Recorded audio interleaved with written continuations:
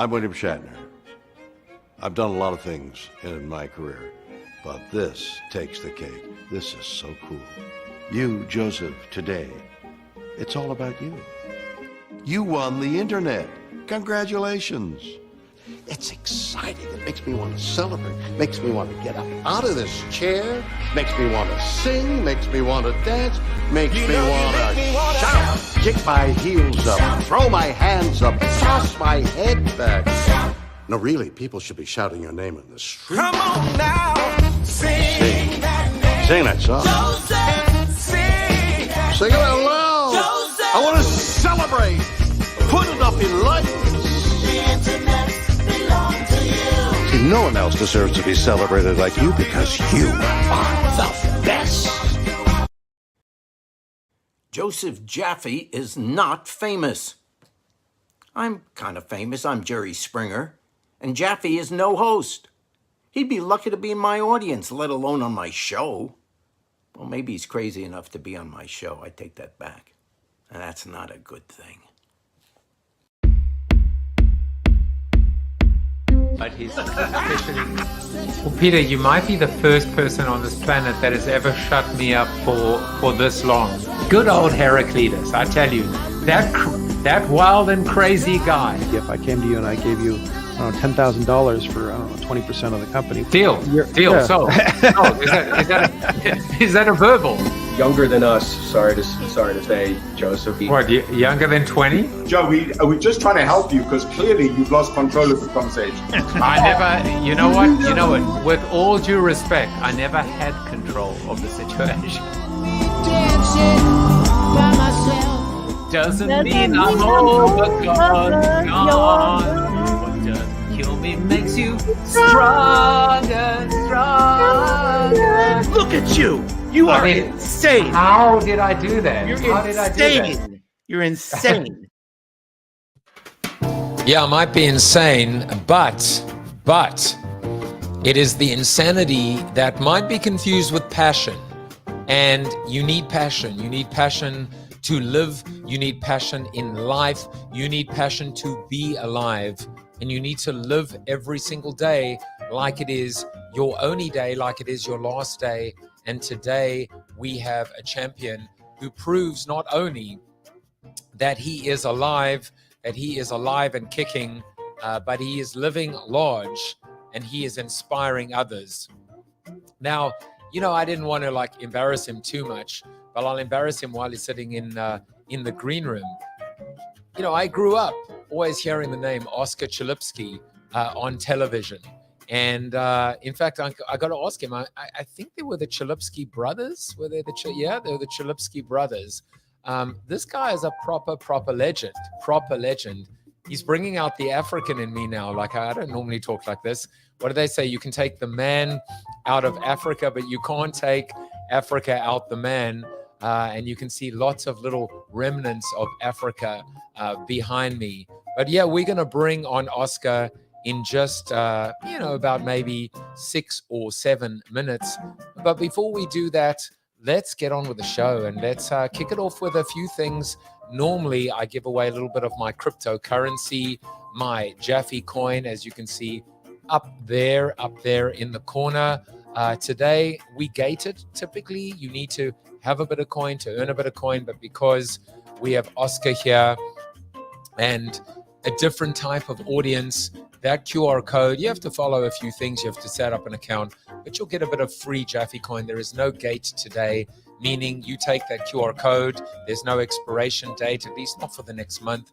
So just go back, watch that clip again, use that QR code, and you'll get a little bit of cryptocurrency. It is not enough to retire on, but you know what? You can at least say you have a little piece of Jaffe with you. And every single episode, as I said, I do give away a little bit more.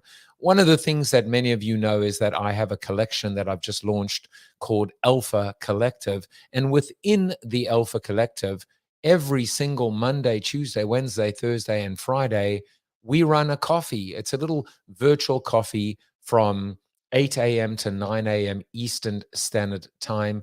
It is free. It will always be free. You can come and hang out with us if you so choose. one of the things we do on Thursday mornings is we've now started this beautiful little live book read club. So if you think about books for a second, you buy them, maybe you get them on Kindle. There hasn't really been a lot of innovation when it comes to books. What else can we do with them? Maybe we can discuss them if we've all read them. Maybe even we can get an audio book. Well, that's called Audible. But what about the idea of actually reading the book together live and then discussing it and earmarking it and dog earing it and being able to actually live the book live? Well, this is my first book. This is the book that I wrote in 2004 and it was published in 2005. We started it this morning. All the audio will be available. So come and join us every Thursday at 8 a.m. in the morning. And we can go back and look at almost 20 years ago and talk about what has changed, what hasn't changed, what is yet to change, etc. You know, the foreword in the book was written by the late Don Schultz, Professor Emeritus in Service at Northwestern University in Chicago, same place where Philip Kotler teaches. And he wrote this in the foreword. We read this morning about the only thing missing in this book is perforation, perforated pages, so they can be ripped from the text and duct taped to the cabinet over the workspace of every advertising person, simply as a reminder that Toto, we're not in Kansas anymore. And I actually thought to myself today, what a brilliant idea. All books should be perforated.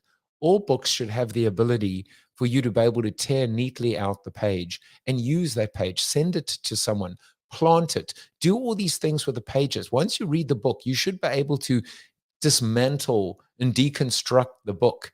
And the book, you know, today you're going to hear from Oscar about his amazing book. Oscar, look in the top right over there. There is your book. You are sponsoring the show. No retreat, no surrender, never give up, never surrender. And you know, this book, you shouldn't take this book and put it on your mantelpiece and leave it there to collect dust. You should eat this book. You should live this book. You should send this book. You should tattoo this book.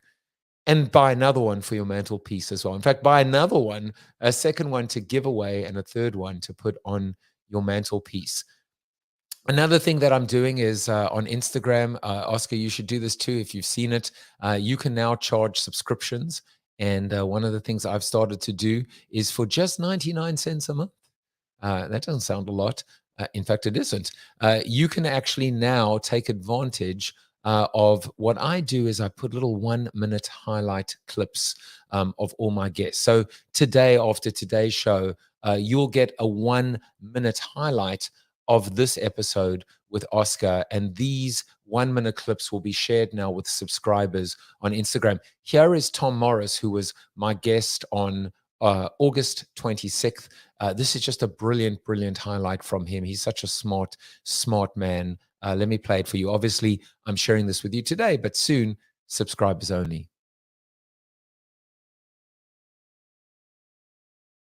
But the question is, Tom, when it comes down to capitalism, is how much is too much? How much is enough? Yeah. That's the question. How much is enough? Well, you know, and people don't even know. Many people don't know. The founder of capitalism, the first theorist, was a philosopher. You know, Adam Smith, and he wrote a book about virtue. I think it was about 12 years before he wrote his classic text, Launching Capitalism. And he had in mind that capitalism works best within a framework of the virtues, the classic virtues, like honesty, like moderation, like courage. And we've drifted away from some of those foundations. I think people are starting to have a new understanding of what's required to make capitalism work. I had an old professor in college who said, under communism, man exploits man. Under capitalism, it's the reverse. Oh man, that is just the greatest, greatest quote ever. Man versus man. You know, communism is man versus man. Capitalism, it's just the reverse. Well, we can change that when we have good people in this world, when we have people that are prepared to swim against the current. And that is the title of today's seated soliloquy. Obviously dedicated and inspired by Oscar Chalupsky. When you see some of these waves and some of these currents that he has swum against literally and figuratively in his life. But what kind of person are you? Are you a person that goes with the flow? I go with the flow because my name's Joe. Or are you someone who at times swims against the current? Now, the thing about swimming against the current is it's hard, and it takes endurance, and it takes strength. And if you constantly spend your life swimming against the current, raging against the machine, you are in danger, and you will be in danger of running out of steam. And in this particular case, drowning. But in some cases, this is what inspires us.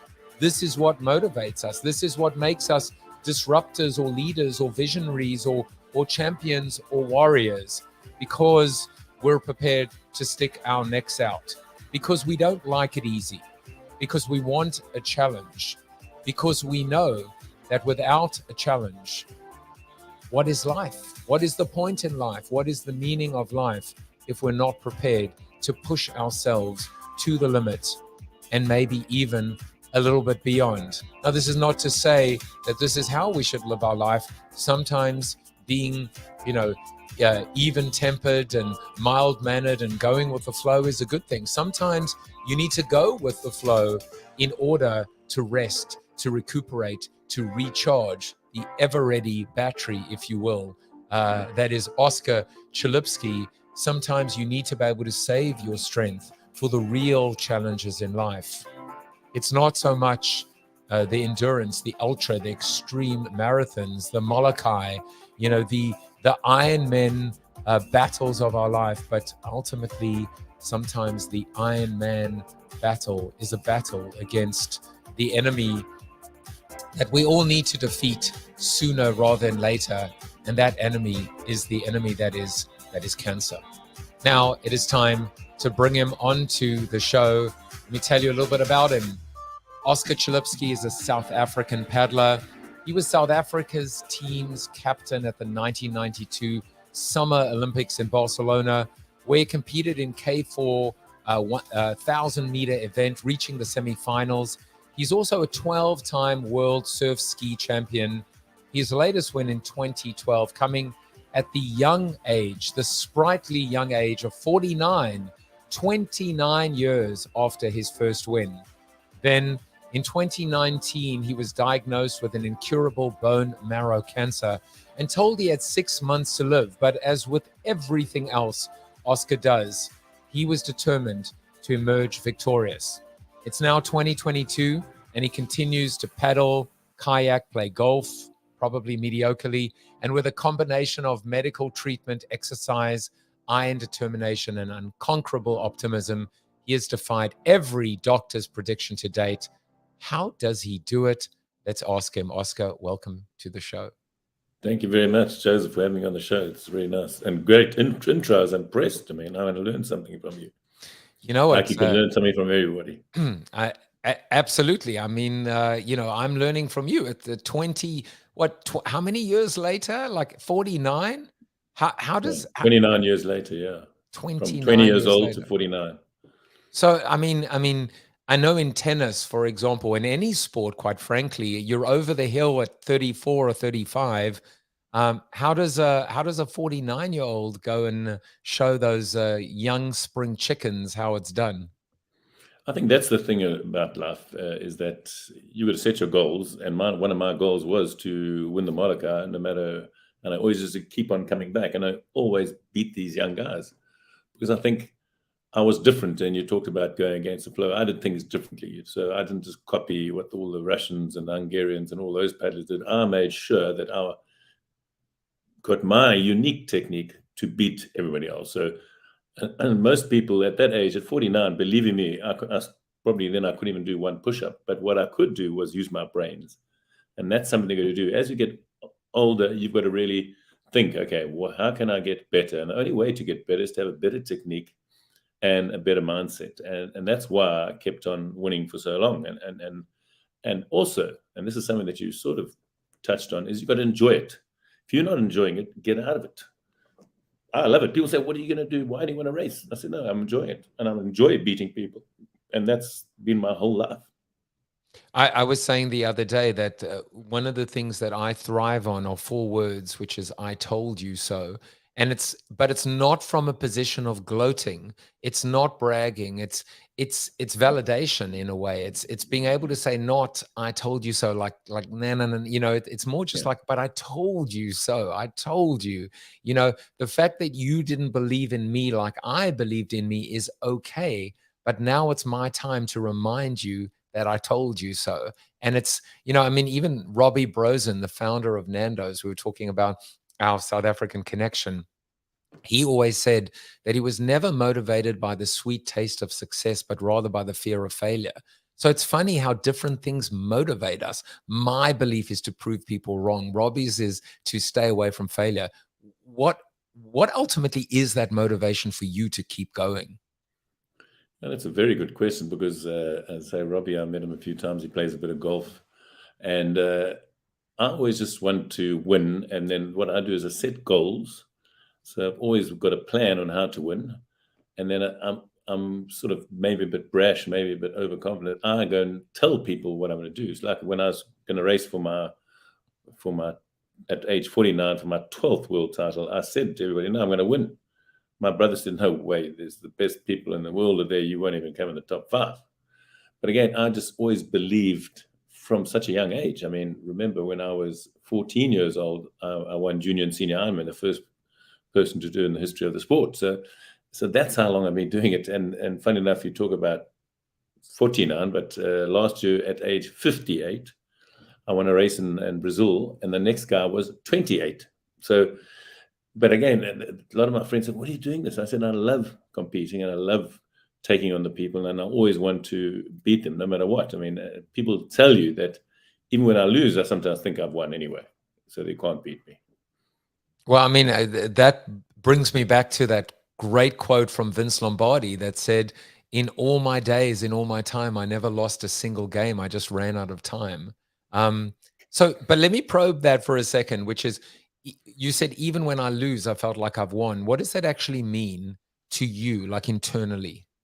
Yeah, it just means that if I did lose properly, I must have done something, and I'm going to learn from it, and that's how I think. So I always just think, okay, I've lost, but I didn't really lose. And by the time the end of the evening, even people that are with me after they've beaten me, they think they've actually lost. That's how convincing I can get. And that's what your mind's got to be. Your mind's got to be very strong and powerful to overcome all these negativities in the world and in life. And that's the most important thing for anybody to learn. And I think you can actually learn it. Just like a learning technique, you can learn how to overcome these things. It really frustrates me seeing people that are always worrying, and they always say, can't, where I don't ever believe. I don't worry and I never believe.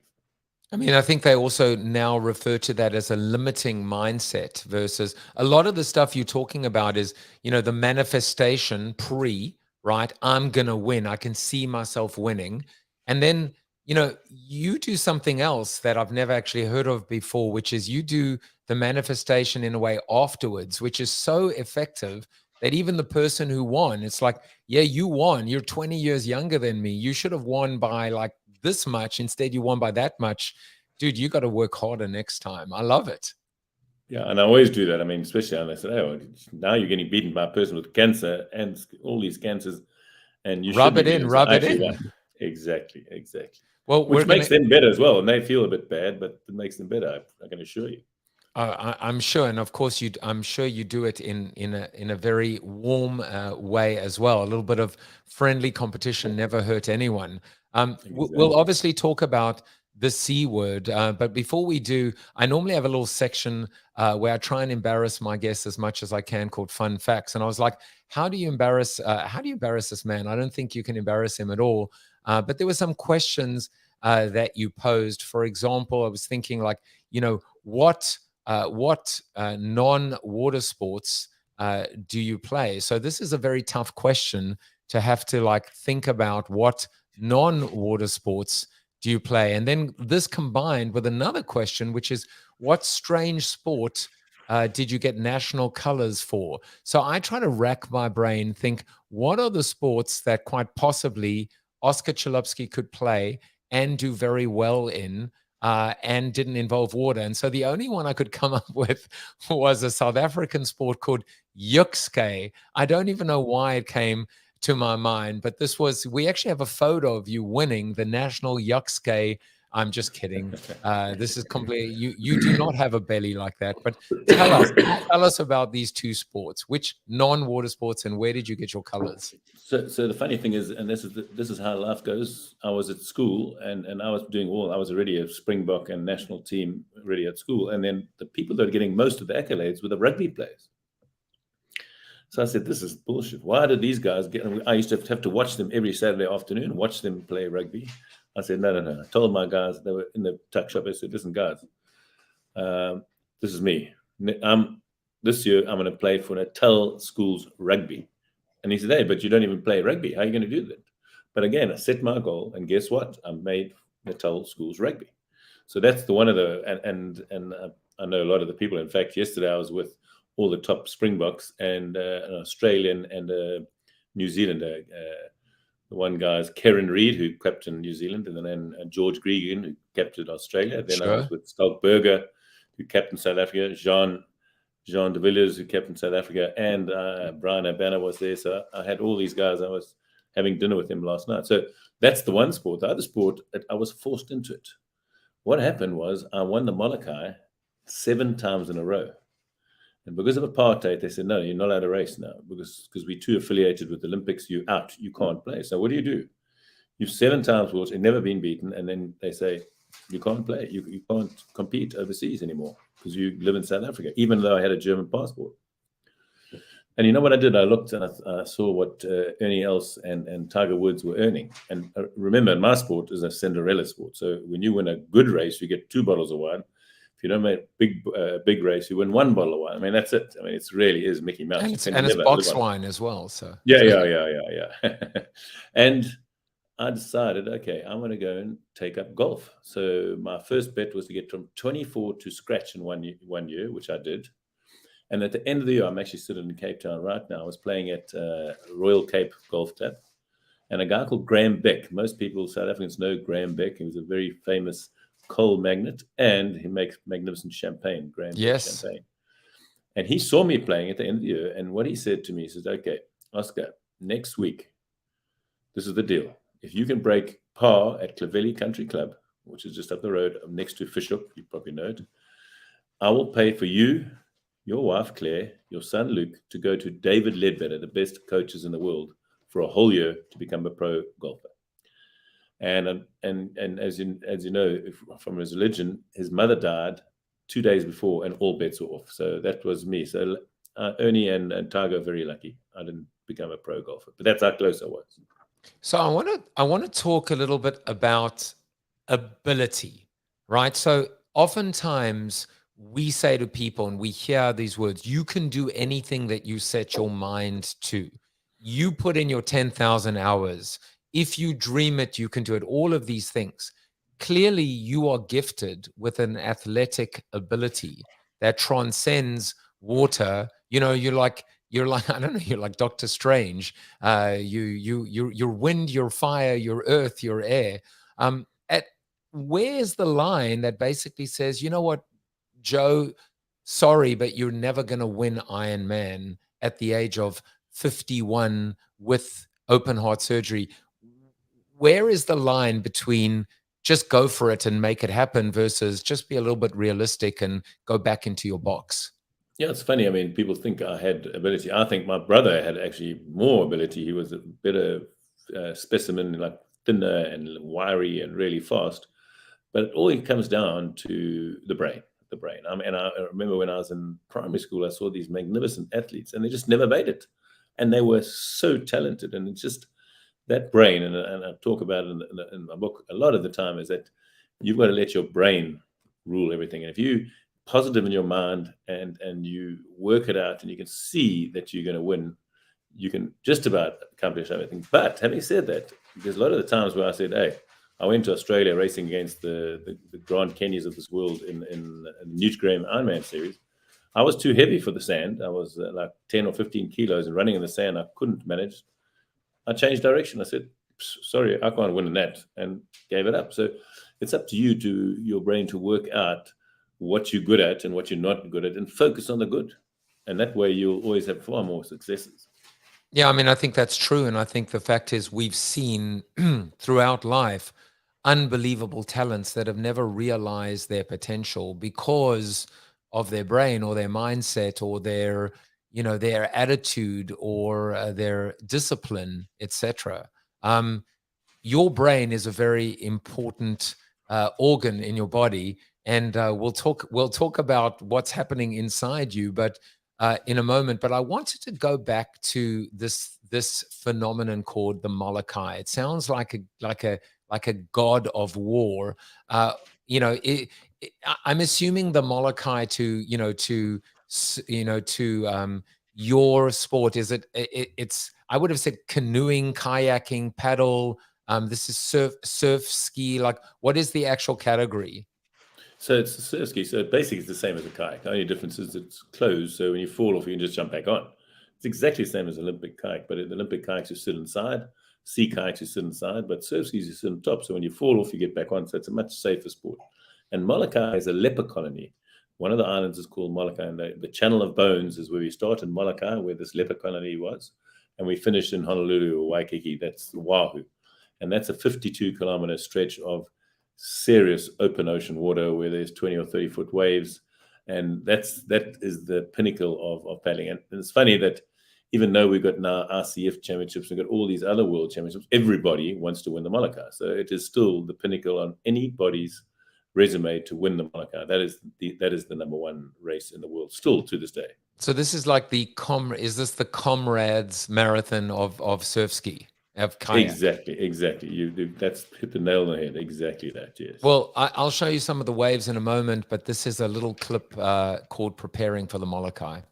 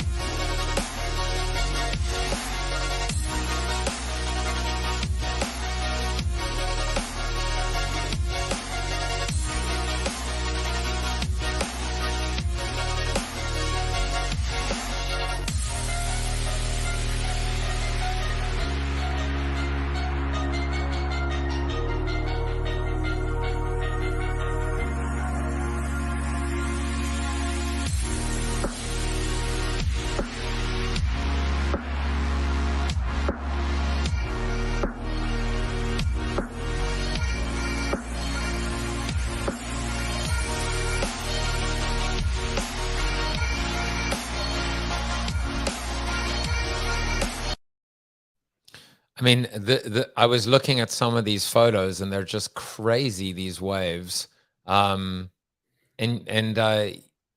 you're the man. Is there? Are you the goat? Are you the Molokai goat, Oscar? Yes, I've won it 12 times. It's funny how it all came about. Is that when I won the junior and senior Ironman in about 1976, 77. 1 month later, a guy called Grant Kenny in Australia also won it. So he became the youngest person in the world to win junior and senior Ironman in his country. And because of apartheid, we could never compete against each other. So when I went to Hawaii, they told me I was going to race Grant Kenny. He didn't arrive. He wasn't there. So when I was there, I heard about this Molokai that he had won 4 times in a row. And he's definitely coming to that. So I had to make a decision. This is what happens in life. I had to make a decision. I was in a rugby bursary of all things. I was doing BCom to be a CA, CPA, whatever you call it in America, and I had to make a decision. I was there in April, the race is in October, and I had waited 5 years to race this guy to see who was the best paddler in the world, Grant Kenny or myself. And that's what you do in life. You make these decisions, and I said, okay, I think I had a lot of fun. I mean, obviously, I was on a shoestring sleeping on somebody's floor, but the Molokai came along. I got my surf ski that I designed, and I hated this guy, Grant Kenny, and he didn't even know me, but I hated him because he's got all the fancy things, and he had the airplanes. He was a wealthy guy, and I would always see pictures of him and seeing him how well he's doing in life. And there I was still sleeping on the floor, you know. So when the race came, we took off, and it's like huge conditions that year, and we're neck and neck. And I thought, okay, once I could see the other island, Oahu, I said, let me go, and off I went by myself, racing this guy I'd waited 5 years to race against in the Molokai. He had won 4 years in a row, and when I finished, after my third beer, he came in, so he was 15 minutes behind me.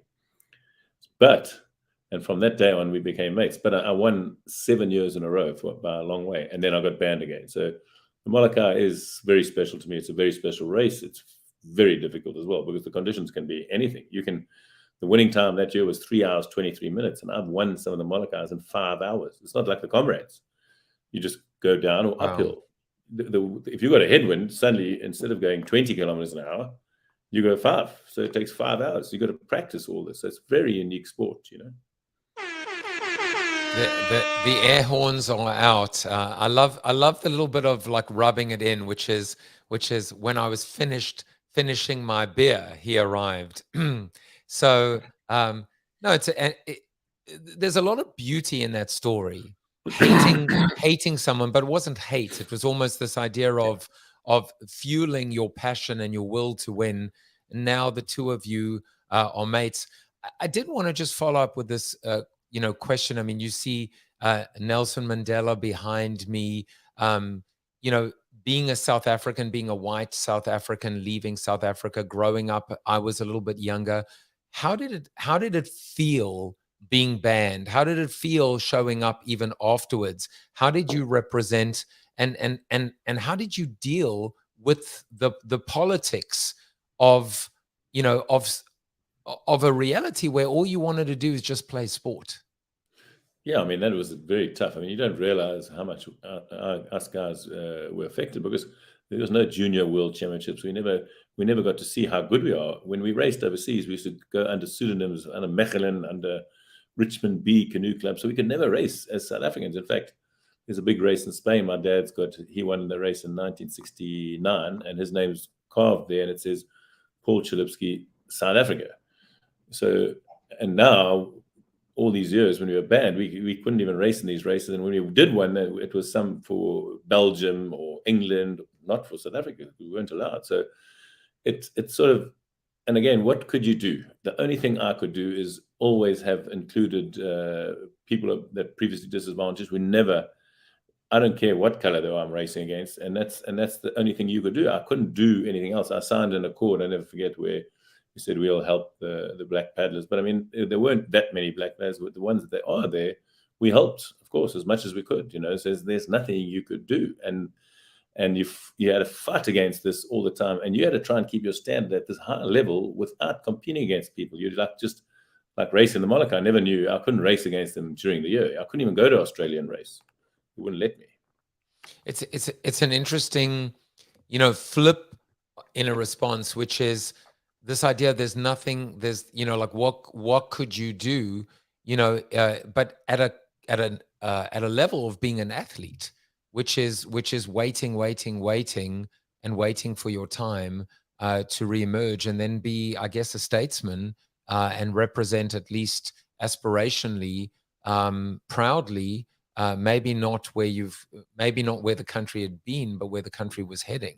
As we've seen, you were with a number of rugby players of color. I had one of the greatest moments of my life a few months ago, going to South Africa, Wales, at Cape Town Stadium, and just by luck of the draw, I've got a beautiful selfie with Sea-Kayaking, who what a beautiful, beautiful story, wearing Francois Pinault's number 6. It's amazing how things, in sport that was never meant to be politicized, sport will always somehow, come through at the other end, kind of head held high. At least that was the hope.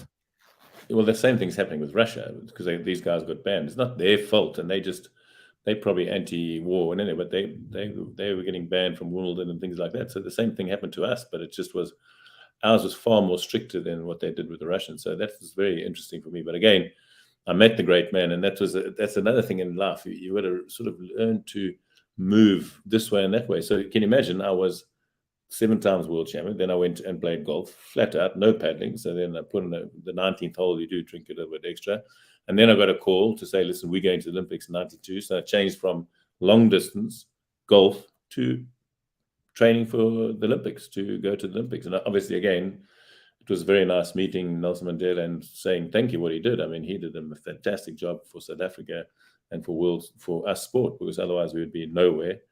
And then obviously I didn't do very well, and it was very frustrating not doing. And that's when I really changed my path, because I was training under these other coaches, and suddenly I said, I'm going to train under mine. And the guy that won in 1992 Barcelona Olympics, a guy called Clint Robinson from Australia, he was 20 years old, and I'm like 15 years older than him. And he won the gold medal, and we won nothing. Because again, you couldn't in 1.5 years catch up what these guys have been done for 10 or 15 years, you know. So that guy, funny enough, Clint Robinson, I raced him after the Olympics, and I managed to beat him. But the funniest and the strangest thing is in 2012, guess what? Clint Robinson came second by 14 seconds behind me in my 12th Molokai win. So from 92, there he was, top of the world, winning a gold medal. And then in 2012, he came second against this old, fat 49-year-old that used more of this and less of the arms to win my 12th Molokai. He's won, wow. And he was on a three-peat. He was going for his third win, so he was pretty bummed, and I was very happy. Well, now you get the applause, and I again, it's another interesting story. So now let's talk about competition and battles, etc. It's time to talk about. Well, you know, I would like to say No Retreat, No Surrender is a book, but apparently it isn't a book. Apparently it's actually a movie. No Retreat, No Surrender. Oscar Chalupsky against Grant. What was his name? Grant Kenny. Grant Kenny. This is Grant Kenny, aka Jean-Claude Van Damme. By the way, nice splits. Of course, this is not No Retreat, No Surrender. What we really are talking about is this No Retreat, No Surrender, because after everything that's happened, you've shown the Grants of the world, you've shown the Clints of the world, who's the boss, you know, that you have both age and beauty ahead of you, and then you find out that you have incurable cancer. Please watch this little clip, and then we'll talk about cancer and the book. Hi, this is Oscar Chalupsky, born in 1969 in Durban, South Africa. Then married my lovely wife Claire, had 2 children, Hannah and Luke, and then became 12 times world surf ski champion and traveled the world and had fun like you cannot believe. And then suddenly in 2019, the 25th of November, struck by incurable cancer and 6 months to live. And that's the reason why I wrote my book, is to help you people to overcome these demons in life. And if you don't buy the book, at least buy the book for one of your friends that's going through troubled times. And here, 2 years later, I'm still here beating the odds.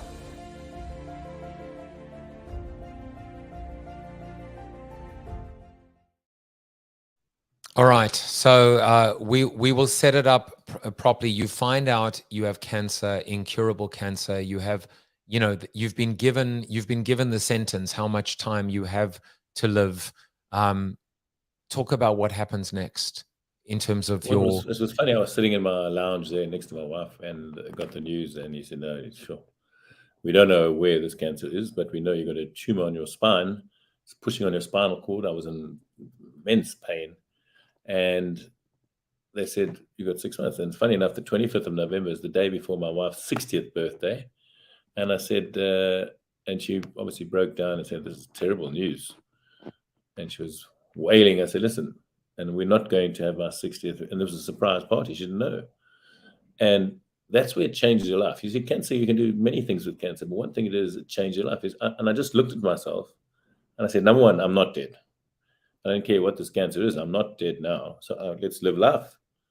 And number two, just think, and I'm just thinking back that I've had at 57 years old, I've probably done more than most people have done in 3 lifetimes. So there was nothing that I needed to do and prove or do anything. So I really felt that I'd done so much. It didn't really worry me. It didn't actually worry me. And then the next breath, we went to the 60th, and I said, okay, let's see what happens. Let's see what kind of cancer can sort of kill me in 6 months. I didn't believe it.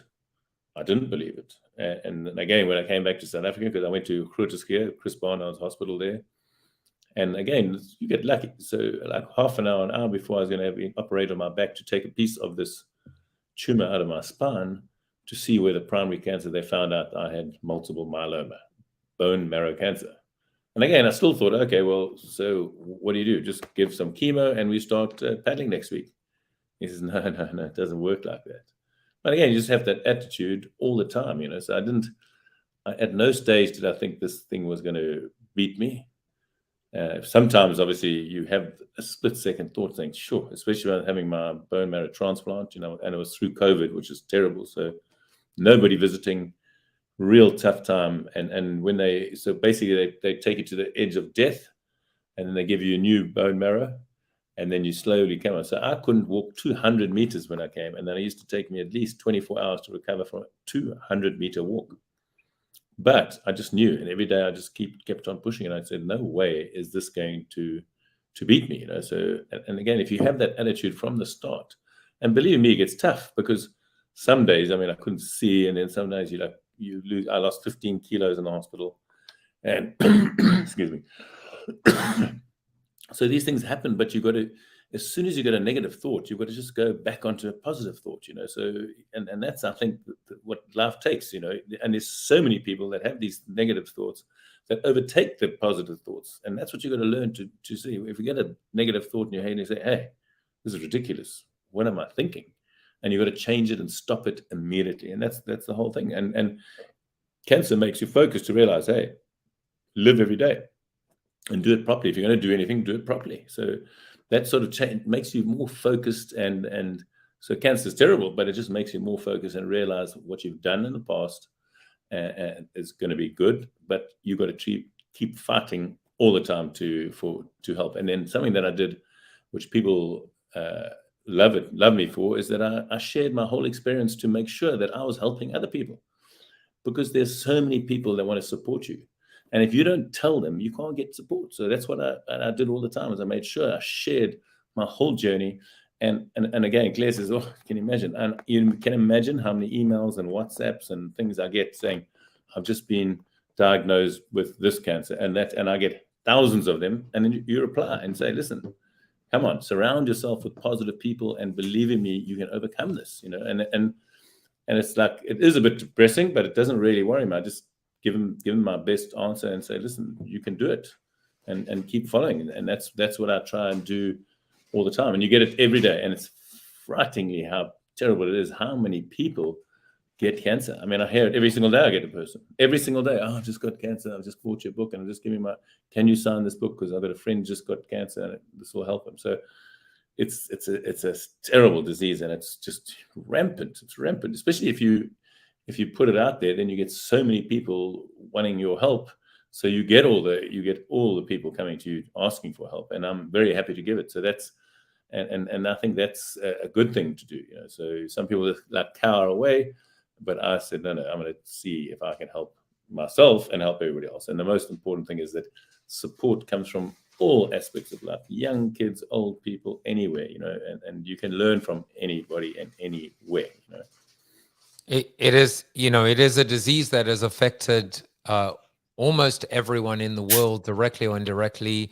As we were talking about earlier, my mom, you know, was diagnosed almost 7 years ago, and she's still with us too, you know, and thank God. And you know, brings me to Cape Town as often as I can to see her. But it's, you know, amidst all of this, the thing that's so crazy, Oscar, is that in these 6 or 7 years, there have been people that you find out of cancer and a few weeks later they're gone. This is the disease that some people, and you mentioned the word luck. Do you believe that you're lucky? Is luck what has pulled you through, or have you actually been able to control through your mind, your determination, your attitude, and your ability to win, have pulled through? As you know, Yeah, I mean, it's 100%, because the bottom line, I always joke about luck. I mean, I was very lucky because I didn't only get one cancer, I got two cancers. I got skin cancer, as you can see, the big hole in my head there. So I've had my ear chopped off. I've had all these things, and it's sort of lucky that I got two, because it's much harder to only have one, you know. So, and it's funny, it's luck, but at the end of the day, it's up to you to make your own luck. And Gary Player always says, the harder I practice, the luckier I get. I mean, and that is the true story. I mean, so luck, yes, it's luck, but I mean, I had such pain that I was lucky, but for 2 years I was in pain, and I was lucky that this was so severe that I went for a scan, so I caught it. I mean, I was like off the charts with my multiple myeloma, and the luck is that you went and had a test, but it's not luck. You've got to realize there's something wrong with my back. I'm going to have a test, and again, I mean, the same thing. My brother-in-law passed away last week, and again, he had these. He was taking Rennies, and that's heartburn, and he just didn't go and have himself checked out, you know. And this is what you've got to do in life. And so when you have these things, you go and have a colonoscopy, go and check yourself up. So it's not really luck then, because it's your brain working to try and find what's wrong with you and try and get it early. Because if you can't get it early, 90% of the time you can overcome it and beat it. You know? So, and I think that's the luck thing, is you make your own luck. Yeah, and then of course the third. Last night I mentored a bunch of startups, and I used that Gary Player quote: "The more I practice, the luckier I get." The third one, which I always use, is "Luck is what happens when preparation meets opportunity," and that does come back to, you know, your story, which is you put in the work, your 10,000 hours, your 100,000 hours, you grind, you wait, you're patient, you want to win, and guess what? You are going to win. And you do win. I always try and find a quote. This is actually a quote from the great Joseph Campbell, but it seemed very, very apropos for this conversation. You have to be willing to give up the life you planned and instead greet the life that is waiting for you. Even in reference to cancer, I have a feeling with you that you were able to maybe get a little bit of both, maybe get your cake and eat it as well. But how do you respond to this quote, this idea of when faced with a life-altering situation, being able to course correct? I'm sure something very Molokai-ish, which is like being able to like deal with the conditions, but ultimately keep moving forward. Yeah, I mean, that is it's important, and it's something that you think about, and it's one of the hardest things, because when you're in adversity and these things suddenly happen, you've got to be clever about it and sort of work out, how am I going to conquer this? And the whole story is, and I always come back to this, is that when I ask people now, how do you build a house? What is the most important thing in the house? And guess what? Everybody says the foundation. I said, no. If you haven't got a good plan, you can never build that house. It'll be skew. You can have the best foundations, but if it's skew, you've got to notice, you've got to have the plan. And the plan's got to be there and written down, that plan, so that you've got this goal to achieve. And that's what I sort of learned from when I was a young age. I mean, why do I want to win all the time? And I'm still trying to win at age 59 and trying to beat cancer at 60. It doesn't matter. Why? Because when I was young, my father instilled, listen, if you're going to do something, do it properly. And the other thing is, he gave me the ability to go and train, but we'd go at 5:45 in the morning swimming. And if you weren't there, he just went by himself. And you realize, sure, if you're not there at 5:45, he doesn't even worry. He didn't shout at you. He just didn't. And believe me, you missed the bus once or twice, and that was you. You never stopped and made sure that you never missed the bus again. And that's what you got to do in life. And from that young age, at 14, I just carried on doing that for the rest of my life, making sure I've got a plan and making sure the plan's written down. So, and again, I used to write it down and then tell everybody as well, which is a bad thing. And so some people say, no, Oscar was so arrogant. But again, Muhammad Ali did that. You know, if you're that confident and you tell people, because I hear so many people say, I think I'm going to try and win. He doesn't write it down and he doesn't win. And you wonder, what happened? And it's amazing. So if you tell people, then you're going to be feeling even worse if you don't win. So you have to actually try extra hard to win. So I did that to myself a lot when I was young. Listen, if you know, whether your father was hard on you, no more so than you being not hard on yourself, but pushing yourself as well. My father-in-law has run the Comrades, by the way, 14 times, and he's made a clock with all of his medals. Do you have a Molokai clock, by the way? It's the funniest thing is that my wife's sitting there is that I've got no medals, no nothing. I think I've got one medal. I just got the memories and no medals and no trophies because I've been doing it for such a long time.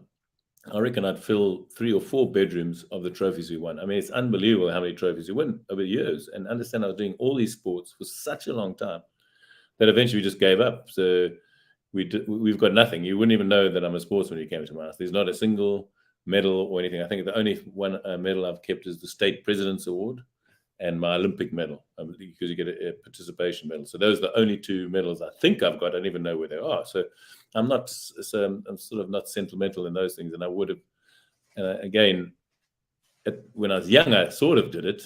And then as I got older, it means nothing. Just go and read the book or go to Google and see, oh, this guy was quite good, you know. So, and I've got nothing to show for it. I'm not one of those people. So that's maybe what makes me a little bit different. It actually makes me think of, I don't know if it was was it Michael Porter or Peter Drucker? It was one of those management gurus, and they said they'd written, I don't know, 60 books, and they ended up writing 80 in their life. And they said, what was your best book you ever wrote? And they said, the next one.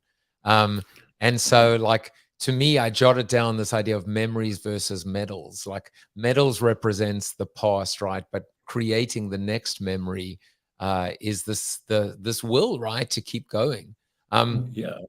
I want to make sure that we have time to, just really address 2 things that you jotted down. And you said you wanted to talk about what's good about cancer. And so what is good about cancer, Oscar?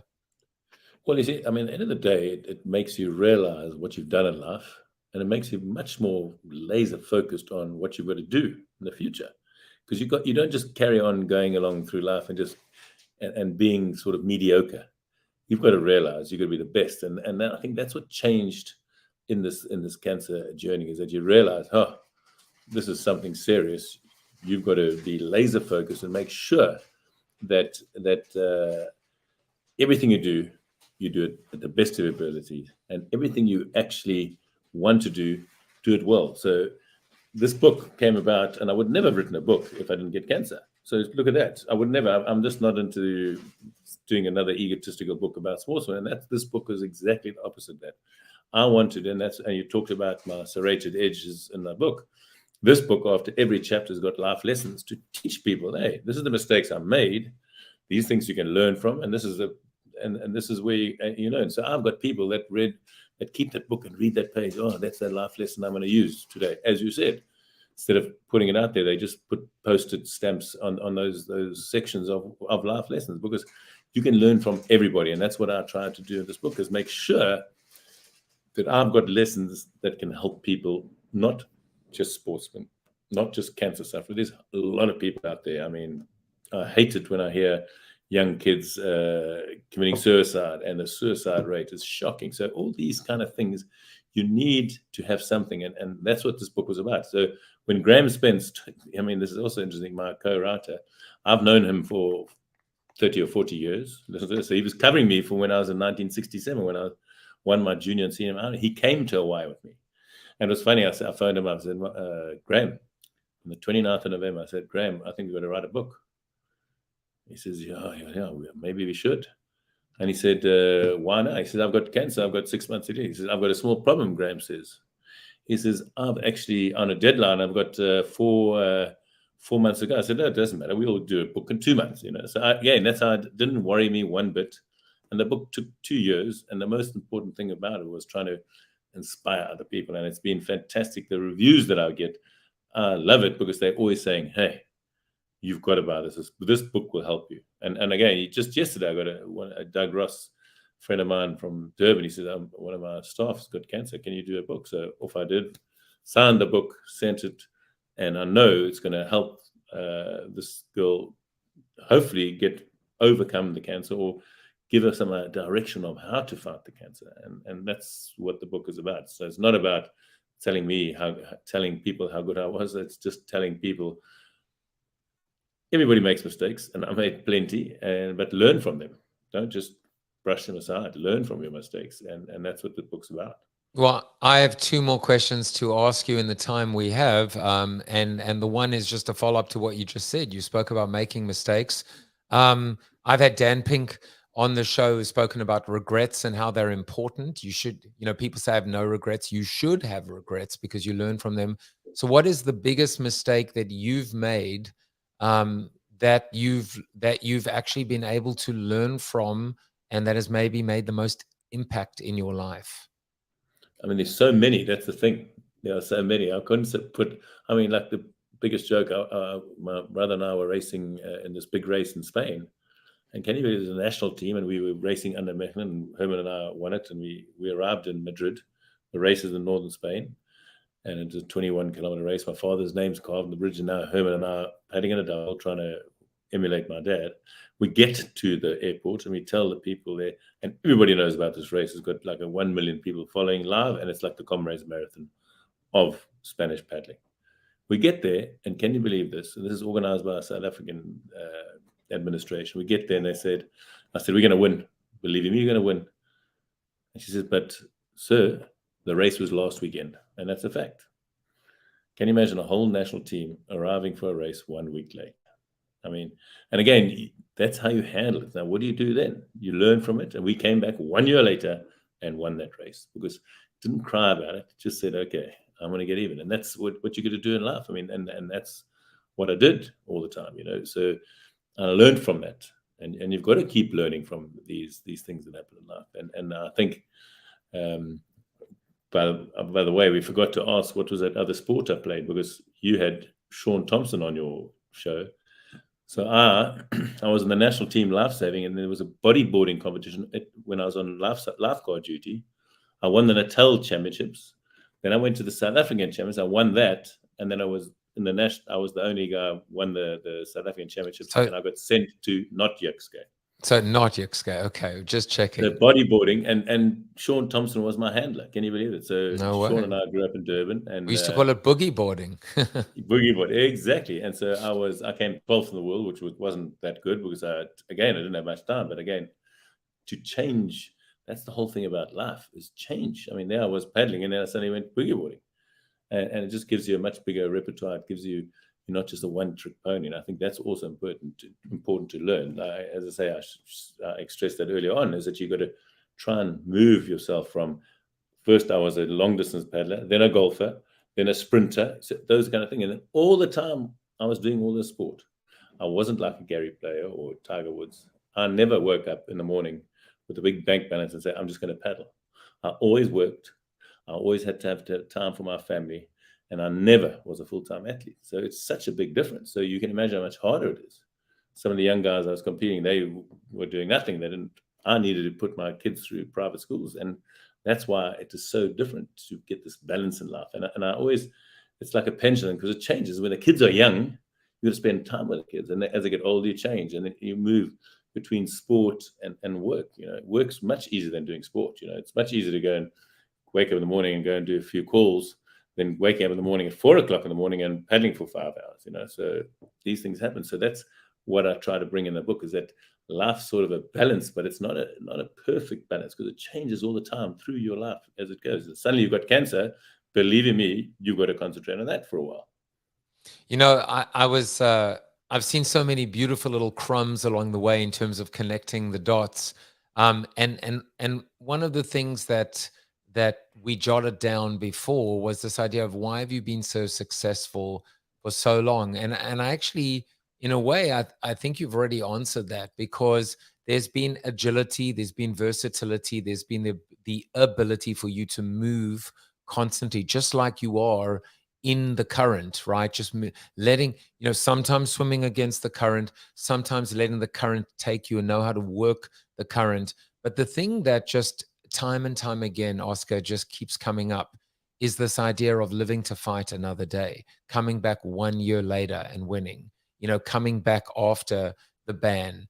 Always this idea of coming back stronger, more resilient, wiser, more grizzled sometimes, but certainly the ability. And that is, you are the comeback kid, if it may be said so. 100%. I mean, again, I've been doing it all the time. And like now I had the skin cancers that put me out. I couldn't train for a long time. So now I'm just waiting, and I'm going to start getting fitter, and I want to race in Australia next month and hopefully build my fitness again up to that status so that I can beat all the guys that.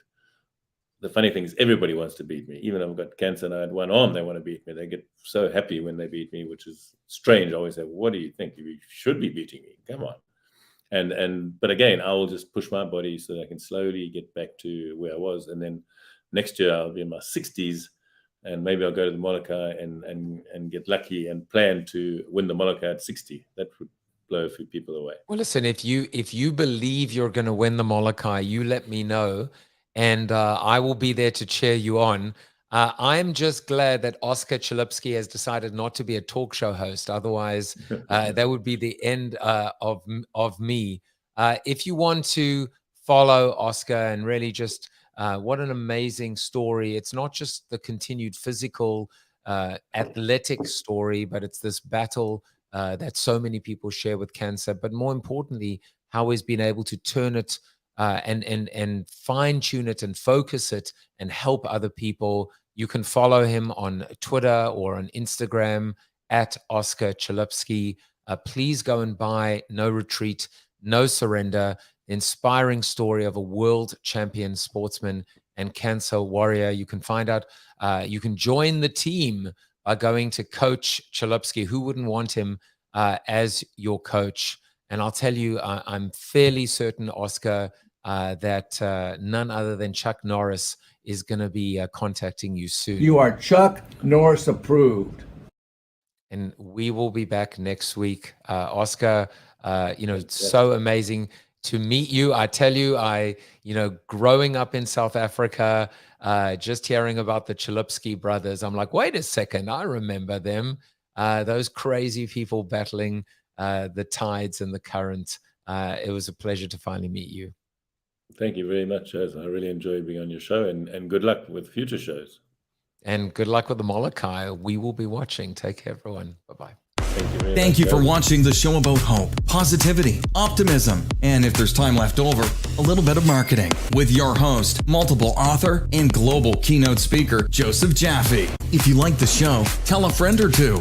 Please subscribe to the show. And if you want to get inside news, previews of upcoming guests, and much more, visit josephjaffe.com/subscribe to sign up for the show's newsletter.